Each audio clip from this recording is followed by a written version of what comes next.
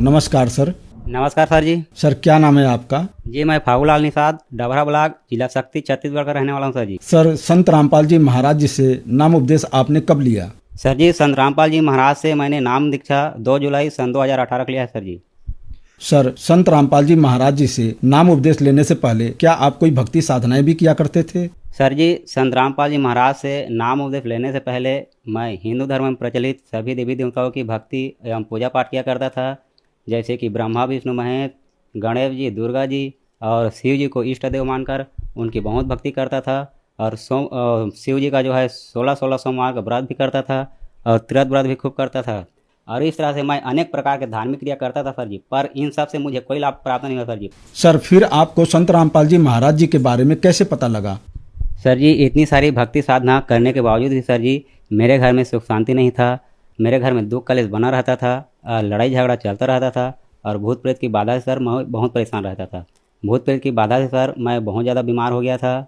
और ये जो भूत प्रेत की बाधा है सर, यह एक बहुत बड़ी बीमारी है। हालांकि लोग इस बात को नहीं मानते और साइंस और विज्ञान तो इस बात को मानते ही नहीं है, क्योंकि सर इस बीमारी का अन्य बीमारी की तरह कोई एक्सरे नहीं होता, कोई सोनोग्राफी नहीं होता, ना कोई रिपोर्ट दिखाया जा सकता है सर जी। इस बीमारी को सिर्फ वही बंदा जान सकता है, वही बंदा महसूस कर सकता है जिसके साथ यह घटना घटित हुआ हो। और ऐसे ही कोई घटना मेरे साथ भी घटित हुआ है सर जी, कि भूत प्रेत की बाधा से मैं तो बहुत परेशान रहता ही था, साथ ही साथ मैं वशीकरण का शिकार हो गया था सर जी। 2 तंत्र विद्या वाली महिलाओं ने, बहुत सिद्धियुक्त महिलाओं ने मुझे अपने वश में करके रखा था सर जी। और वो लोग ना सर जी जब चाहते थे, जहाँ चाहते थे मुझे उत्तेजित कर देते थे, फिर शांत कर देते थे सर जी। और रात में सर जी यहाँ तक कि वो लोग ना मेरे बिस्तर पे आते थे सर जी, और दोनों मेरे साथ संबंध बनाते थे सर जी। दोनों बारी बारी से संबंध बनाते थे सर जी। तो रात भर उन लोगों का अपना जो टाइम था उतना तक टाइम तक संबंध बनाते थे, फिर पता नहीं सर वो कहाँ गायब हो जाते थे। और सर दूसरी तरफ मेरे घरवाली को भी परेशान करके रखते थे सर जी। तो कभी उनके सिर में दर्द हो जाना, कभी पेट में, कभी चक्कर आना, तो मैं उसको कभी तांत्रिक के पास लेके जाता था और डॉक्टर को दिखाता था, जिसमें मेरा काफ़ी पैसा बर्बाद हो जाता था और मैं बहुत परेशान रहता था। और जब इतने से भी उनका जी नहीं भरा ना सर जी, तो लास्ट में उन्होंने और सिद्धि प्राप्त करने के लिए अपने इष्ट देव को ना, मेरे को ना अपने बलि रूप में चढ़ा दिए थे। और उन्होंने एक दिन का समय फिक्स किया हुआ था कि इसको अमुक दिन ख़त्म करना ही करके। तो वो दिन सर सुबह 11 साढ़े 11 बजे का टाइम था। मैं घर पे कोई काम पे लगा हुआ था, तो कोई चीज़ आया और मेरे अंदर घुस गया।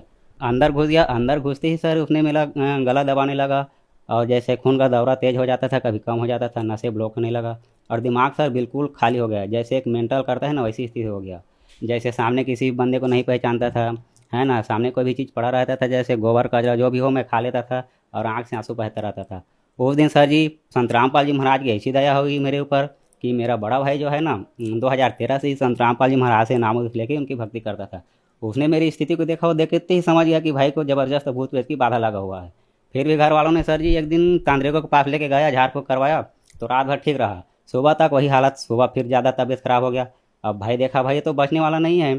फिर उसने मेरे को बोला, अरे भाई अभी भी वक्त है, तू आजा, संत रामपाल जी महाराज के शरण में जाना चाहेगा? मैं बोला भाई अब ले चल, कोई ठिकाना नहीं है ना, अब वही बचा सकते हैं मेरे को। फिर जहाँ पे भाई अपना जोत जलाते थे, परमात्मा का जो है ना मूर्ति वगैरह रखे हैं, वहाँ उन्होंने जोत जलाया, मेरे को भी लेके गया और दंडवत प्रणाम किया और मेरे को भी करवाया और बोला कि परमात्मा से ना तू अरदास लगा और बोल कि परमात्मा मेरी रक्षा करना, मैं आपकी शरण में आ रहा हूँ। फिर मैं बोला परमात्मा से, गुरु जी मेरी रक्षा करना, मैं आ रहा हूँ आपकी शरण में।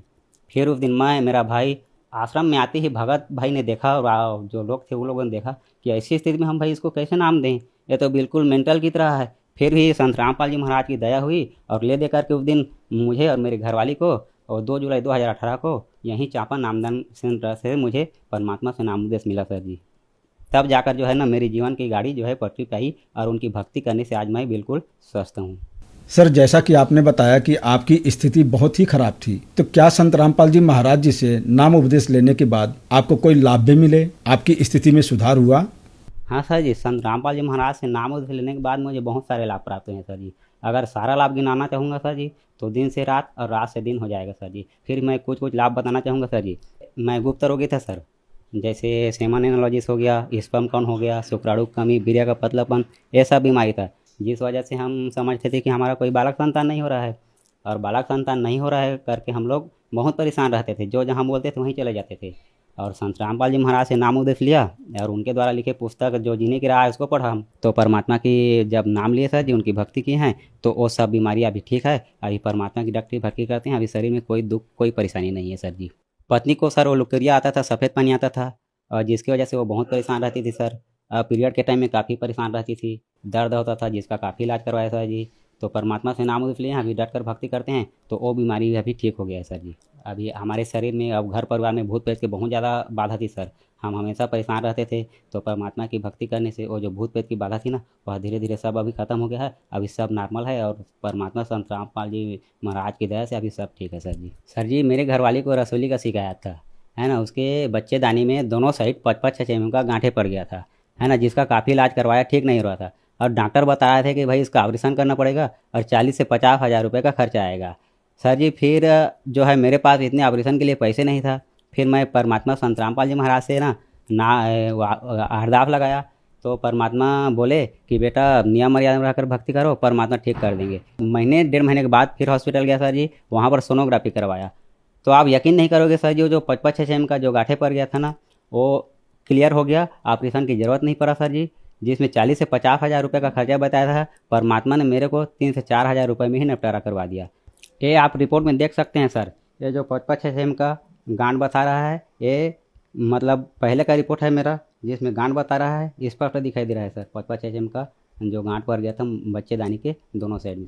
फिर मैंने संत रामपाल जी महाराज से मैंने अरदास लगाया, और ये सर अरदास लगाने के बाद जो सोनोग्राफी करवाया था हॉस्पिटल जाके, उसका रिपोर्ट है। और जो 5-5, 6 mm का गांठ पड़ गया था, वो बिल्कुल नॉर्मल हो गया है, बिल्कुल दाग धब्बे टाइप का दिखाई दे रहा था। और डॉक्टर बोल रहे थे ऑपरेशन लगेगा, मेरे को कोई ऑपरेशन करवाने की ज़रूरत नहीं पड़ा। बिल्कुल नॉर्मल सा दवाई दिया 1 महीने का, 1 महीने की दवाई में ही वो आराम हो गया। आप रिपोर्ट में भी देख सकते हैं सर। और क्या लाभ मिले सर आपको? सर जी, मैं घर में इतना दुख, इतना परेशानी था, हमेशा टेंशन में रहता था, है ना, मानसिक तनाव बना रहता था।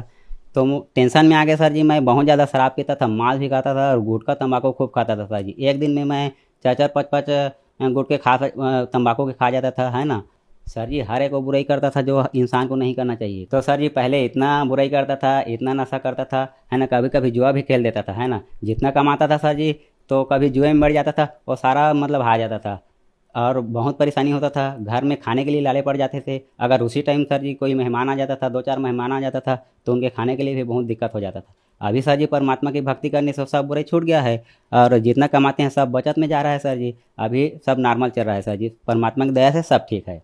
तो क्या संत रामपाल जी महाराज जी से नाम उपदेश लेने के बाद आपका नशा भी छूटा?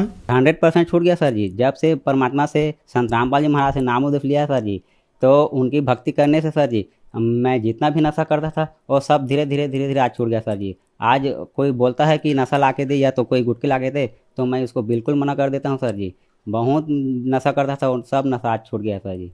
सर, संत रामपाल जी महाराज जी से नाम उपदेश लेने के बाद आपको बहुत सारे लाभ मिले। तो जो दर्शक आज आपको टीवी पर देख रहे हैं और वो भी संत रामपाल जी महाराज जी से नाम उपदेश लेना चाहते हैं, तो कैसे ले सकते हैं? सर जी, परमात्मा ने अभी खूब दया कर रखी है। जैसे हर एक ज़िले के, हर एक स्टेट में परमात्मा ने नाम दान सेंटर खोल रखा है। और अभी जो है ना, अधिक आपको जानकारी चाहिए सर जी, तो अभी टीवी चैनल के जो सत्संग चैनल आता है, उस सत्संगों पे नीचे जो है ना पीली पट्टी चलती रहती है। उस पीली पट्टी पे आश्रम के नंबर दिए जाते हैं। उस नंबर को नोट करो, नोट करके फिर आप फ़ोन करो आश्रम से, फिर आपको अपने नज़दीकी नामदान सेंटर का पता चल जाएगा। फिर वहाँ जाके आप अपना परमात्मा संत रामपाल जी महाराज से नाम लेके उनकी भक्ति करके अपना जीवन कल्याण करा सकते हो।